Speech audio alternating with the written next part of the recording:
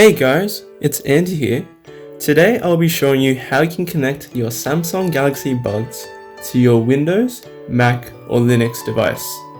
The first thing that you want to do is you want to disconnect your Samsung Galaxy Buds to any devices that it's connected to. You want to turn off Bluetooth of those devices so you won't connect to those automatically. The second step is you need to go into settings and go into the Bluetooth menu. For a Mac, you would go into the Apple logo, System Preferences, and Bluetooth.